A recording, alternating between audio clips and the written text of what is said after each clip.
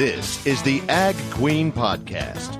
This podcast explores the agriculture industry with the movers and shakers of those shaping it. Here's your host, Lori Boyer. I am so excited for this conversation here today as I welcome in my guest, Michael Hinton. He is the founder of the Antique Tractor Preservation Day. It is sure hard to know where to start because there have been so many developments since the last time I talked to you in what you're doing, but let's start with a recent proclamation from the Kansas governor for the Antique Tractor Preservation Day. Yeah. Actually, I'll kind of back up on that as well. So back in March 5th of this year, the Kansas House Legislature passed a resolution, H.R. 6011, which made Antique Tractor Preservation Day on August 22nd an annual observance. So received that, and I was ecstatic about that. And at that same time, I had reached out to the governor's office, and they're the ones actually that sent me to our state senators and congressmen and said, hey, you should get in touch with them. So I give a lot of kudos to the governor's office for that. In that process, I also spoke with the governor's office about a proclamation as well, as Governor Kelly did last year. And that has a time period and forms and paperwork to kind of fill out and submit back. So I did all of that. And here just 2 weeks ago, July 25th, if that's 2 weeks ago, my wife and I went to the Kansas State House. I'm a born and raised Kansan, and I've never been to the Kansas State House in Topeka ever in my life. So that was a treat in itself. But we went to the State House, got the proclamation from the governor, the pen that she signed it with, and then her constituent, deputy, I forget his title, but anyways, gave my wife and I a private tour of the Kansas State House, got to sit at the governor's desk, behind the governor's desk, and then we got a private tour really that I completely was not expecting of the Kansas State House. So that was something special as well. But so we got that. August 19th, the city of Hutchinson, Kansas is presenting me with a proclamation for Antique Tractor Preservation Day. And then the whole thing kicks off on August 22nd, both here in Hutchinson as well as Bird City, Kansas. Hutchinson, we're going to have a pictorial postmark, which the U.S. Post Office, not just Hutchinson Post Office, but the United States Post Office nationally, has issued a pictorial postmark that I designed. That will be available to anyone that walks in the Hutchinson Post Office, or you can request it by mail.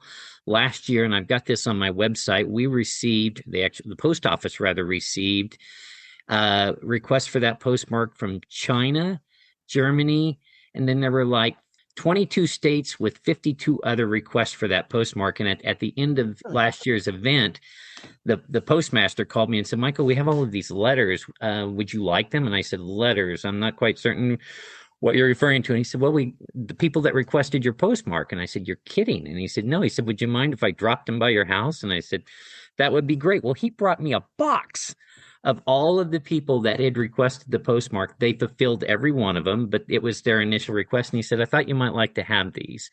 So I'm expecting bigger and better things even this year. I've told my family, friends, colleagues, everybody, I really wanted this year to be something special. And it's really become that with all the work that has gone into it and that we're doing. So, and I've almost left out. So in addition to what's happening in Hutchinson, in Bird City, Kansas, the Tri-State Antique Engine and Thresher Association is hosting an Antique Tractor Preservation Day event at their museum. And they did this last year as well. I have a good friend in Nebraska. We've been friends for like 15 years. He's part of this Thresher Association in Bird City, and he reached out last year and wanted to do something. And we hadn't even finished up this last year, and he contacted me again and said, so what are we doing next year? So that's been great. And that's the model that I had a recent interview where they asked me, so what are the plans after this? And my answer to that was, I really would like this, and it was my goal last year, but it was an inaugural year, to take hold now, not only in Kansas, but throughout the United States. Certainly, it got its I want to say semi-start in Kansas. I also started this years ago when I was in Missouri, but there are enough tractor clubs throughout the United States that certainly they could all be hosting an antique tractor preservation day in their communities, in their states, and so forth. So, I guess the other thing that I'm very proud of, I've been very blessed to have received two sponsors this year for our event, first time ever. One of them is Stinger Incorporated in Burton, Kansas. They're a manufacturer the world's fastest self-propelled bale wagon, square bale wrapper, and bale biomass transport equipment. So great folks there. And then also in Burton, Kansas, the Barn Restaurant. They're known for their famous chicken fried steak as well as their Mission Monday charitable giving. So that has helped this event become what it is this year as well. So, Michael, is there anything else that will be going on at this event that you wanted to mention? one I didn't mention is that at the post office, we're going to have postcards, printed postcards, where when they come in, they can get the pictorial postmark put on it. We're going to provide those. The Hutchinson Fire Department is bringing their ladder truck and hoisting the United States flag up on the ladder, and it'll be flying out front of the post office. We're having more tractors this year by the Great Plains Antique Tractor Club here in Hutch. And when I say more tractors, I think we had about 4 Farmall tractors last year. We're gonna surround the post office this year with tractors. Plus, there will be tractors of every make, model, size, and color this year. One of the feedback that I got last year, while I'm partial to red tractors, the folks that came in said, "Hey, you got any other colored tractors out here?" And I said, "No, but that's a very good point." So we're certainly going to do that as well. And the city of Hutchinson has just been phenomenal as well. We're going to have on Main Street, the city of Hutchinson is putting up lighted directional signs on each end of Main Street, pointing traffic and indicating that it's Antique Tractor Preservation Day in Hutchinson, and that the event is at the city post office. So, as I said, it's grown unbelievably beyond my wildest dreams, and I still want it to grow even more. So. And we might point out the significance of Hutchinson. I mean, that's where your hometown is, right? Hometown is actually Newton, Kansas. I was born and raised there. Hutchinson is just like 30 miles down the road. So I live in Hutchinson, but yeah. Okay. Yeah. Okay. Yeah. And we're in South Central Kansas, the heart of America. So yeah. Yeah. So I just wanted to make sure we pointed that out because, I'm thinking, why Hutchinson? So that's kind of your base camp, if you will. Base camp. Exactly. And then your goals are to spread out to other towns, other communities nationwide. Throughout the United States. Yep. All right. Well, I know that you have been doing a lot of work on your website as well, talkingtractors.com. Tell us more about what developments we see on there. Oh, yeah. The one thing that I've been trying to do more of this year is communication. And so on my website, I've just kind of, and I need, that's another thing as far as where does it go from here? I need to take another look at my website, but anytime there's news or anything, I add another page to my website, and I think I'm beyond 21 pages now.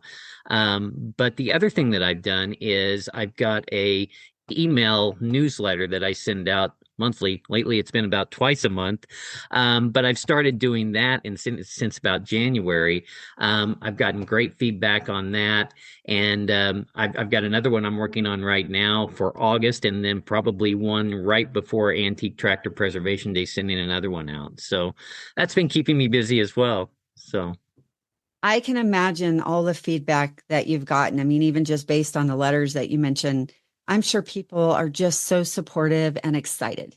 Yeah.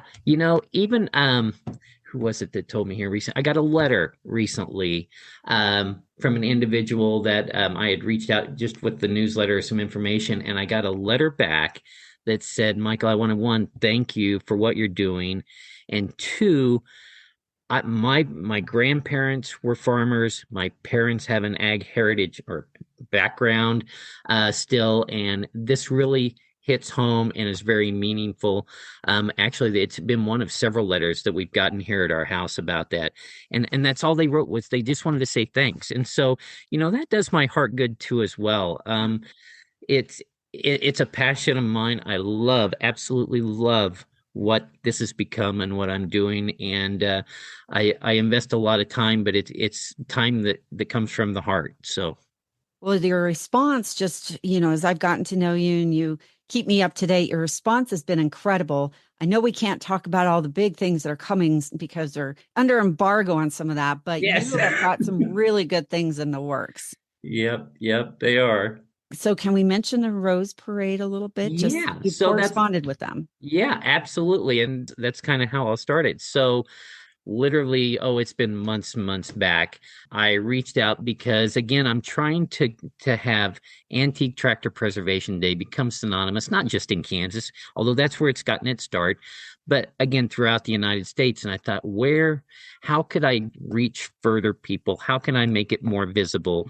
And I thought, there's a parade on New Year's. Why not? So I reached out to the Rose Bowl parade, and believe it or not, I still have. I reached out to him with an email and told him who I was and what Antique Tractor Preservation Day was and what it's all about and what we're doing here in Kansas, and just asked if there would be any opportunity whatsoever.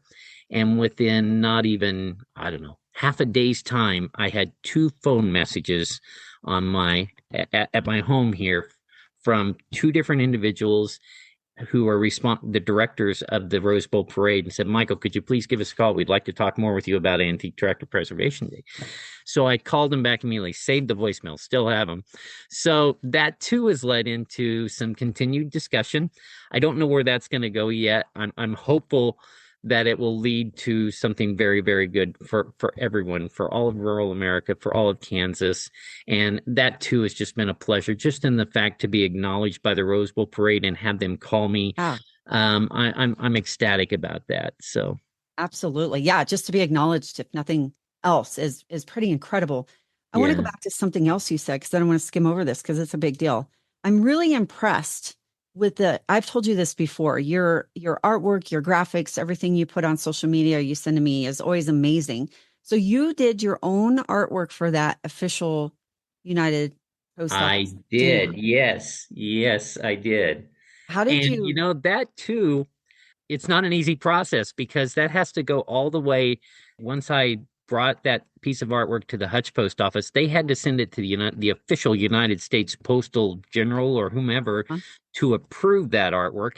And believe it or not, they made changes. I edited that artwork, and then the next thing became a size matter. Last year we had a great big old postmark, and they said you've got to scale that down a little bit so it fits postcards. So that's a process as well.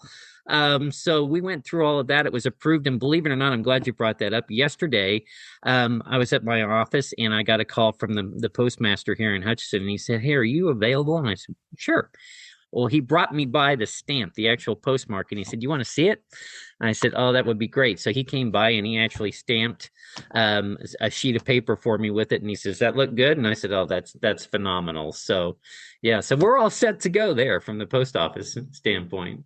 Wow. So not only are you getting the word out, but like you're learning a lot of back things. Like I would never even think about that size and Oh yeah. editing. I mean, I would never even. I wouldn't either. I had it, last year we did this as well, and it was just kind of a very last minute. We started this last year, maybe late June, early July, and the event was in August. I've started working on this since last year's show ended, or event ended, and like I say, it's just been a process. And same with this postmark. I met probably early March with the post office here and said, "Here's what we want to do." Just like last year, the old hat this year. It's not old hat. It's starting the process just like Yeah. last year through all the paperwork and making sure everything fits. And so, yeah. Now, do you have like a signature tractor that you use or some sort of something for inspiration on your artwork? But if you're asked to be somewhere, maybe you take the tractor or replica or something like that. That's a great question, and yes and no. So I have a passion for the tractor model and a brand that I love and have had. I had in my history 3 antique tractors that myself and my father-in-law restored, and you've talked with him before. Mm. Um, So I'm still working on that. I have a tractor picked out. I've got some property here. My wife and I are trying to determine whether we move out into the country or we stay here and acquire some property near our home here. But yeah, that vision is all up in my head. But I will say it's not that I'm tractorless, because I went from the big tractors to the small ones, and I counted up just this past weekend, I've got 82 Ertl tractors in my home office here at home. So, and it just continues to expand. And they're not Yeah. all red. But I could just see, like, I think you're going to probably be asked to do more public speaking or public appearances. And I Yes. just wondered, like, what you take with you to have that visual and have that recognition, that brand, the whole branding thing. The whole branding thing. Well, and that's what I'm working on as well. Right now, it's the vision, and I keep that vision very closely, and that's my ultimate goal too. Is as I go around, honestly, that's a dream. As I get older, my retirement is looming. In the future, yet is to have a truck and trailer and tractor and drive that around and that too will bring exposure. Absolutely. You could do photo ops and all kinds of different things. Absolutely.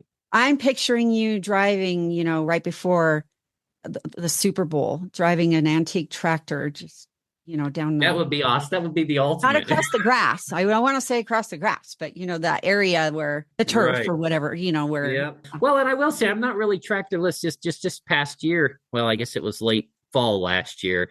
I went on I want to say it was at least a 25-mile tractor drive out in rural Kansas, an area that I'd never been to before. The tractor club that I'm part of has an annual tractor ride. This year it'll be in a different area of the state.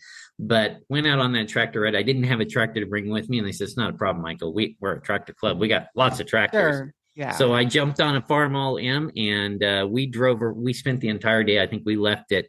Well, I know I left the house about 7:30 in the morning. It was about 5:30 when I got back that night. Or evening. Yeah, that is really neat. Yeah. There's so many different directions you could go with this. I'm sure your head just spins every day on what you The other thing about it, just from that tractor ride, it was a sense I have never experienced before. We were out in rural Kansas, gravel roads, trees, farms. And as we were driving through, there wasn't highways close, is what I'm getting at. As we were driving these rural country roads, more than one house that we drove by, and there were probably, 12 to 15, 16, 18 tractors in this parade that we were doing. And it was just a tractor ride.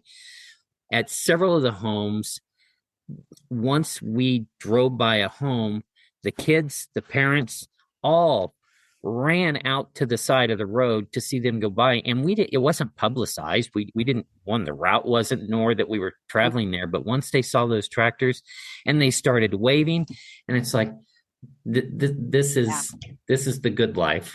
Yeah. Just an amazing experience and feeling. Yeah, definitely your calling. And, it brings up something else that I'm thinking about here as you and I are talking, is when we say antique or vintage or even retro is kind of another bougie word a lot of people use for older things. A lot of our farmers and ranchers, as we know, are retiring or passing away, getting out of the business. And so now we need to look to the next few generations. Right. So I know you have a lot going on in your head right now. Do you have any idea, or have you thought about how to keep this going beyond you, beyond your fellow folks that are retiring or moving on? That's actually on the blueprint plan as well. In fact, I mentioned Bird City and the gentleman I'm friends with in Nebraska who's spearheading that out in the northwestern part of Kansas. His intent, and what I'd like to see also happen here, is that last year he invited the schools, the FFAs from all ages out to the Thresher Museum in Bird City, Kansas. And he had them on the tractors. He was showing them around. And he said, Michael, he said, basically just what you said. This is the future of keeping this alive and our ag heritage. And so he said, if there's anything I can encourage you to do, he said, you need them to start taking hold of that, the schools in your area and across the country as well, and just start communicating the importance of our ag heritage. And he said, it will continue. And so I give a lot of credence to him just for what he shared with me about that. Yeah. Yeah. You almost need to form like a nonprofit organization and have board members of all different ages Right. that can move it forward in other We can move it areas forward. and amongst the next generations. Yeah. And it's about the date itself, and it's about ag heritage, and it's about antique tractors. And that's the message. That's what I'm trying to relay. It's not about having founded the date. It's about the whole back meaning of all of this, and why it's important.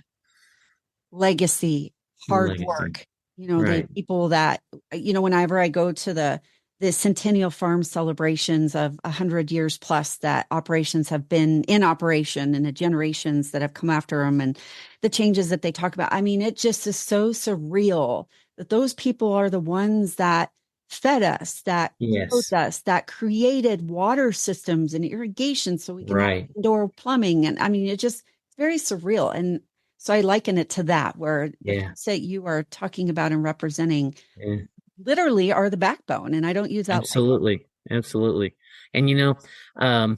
right now it's myself, my wife, and my daughter working to make this all alive. And and it's a passion. Trust me. I invest the hours because I love what I'm doing, but I want it to grow, and it's bigger than me. And all of us. So getting that establishment formed is really probably the next plan. So, well, what else would you like to touch on here today? I was going to ask you about goals, but I think you've kind of weaved that in to our conversation here today. Yeah. Just that I look forward to the event. August 22nd is going to be here before I know it. And it was my goal, remains my goal, to just do as much as I can to make this a visible event throughout the United States and globally, and see where we can take it. And that's my ultimate goal, is to build on what's created. It is so fun to talk to you, and I can just feel the passion. I can just feel it. I just, I had a conversation with my mom the other night ago, and she said, "Michael, we're a little worried about you." And I said, "Well, what are you worried about?" And I said, "You're putting in lots of time on this." And I said, "Mom, I love it. I wouldn't do it if I didn't love it, and I love it." So, yeah. Thank you. Thank you for all you do for all of us in agriculture. Well, it is Antique Tractors and Legacy. Thank you. Thank you for the opportunity to share the message and what I'm doing. It's because of what you're doing that the message is getting out. So likewise. And you've had a lot of other podcasts and interviews and people getting the word out for you as well. So kudos to all of them and all the efforts you make in getting that out there so that they will book interviews with you. But well, stay tuned. There's more to come, as you know. But I would just want to say it really is. I mean, it's Antique Tractors and Legacy, all the things that we've pointed out, but it really is about the entire ag industry. How it all began. That's the message, and that's the vision, and that's what needs to be told. Michael, thank you so much for joining me. It has been so fun having you. What a pleasure. Michael Hinton, my guest here today. He is the founder of the Antique Tractor Preservation Day. Thanks for tuning in to this edition of the Ag Queen Podcast with your host, Lori Boyer.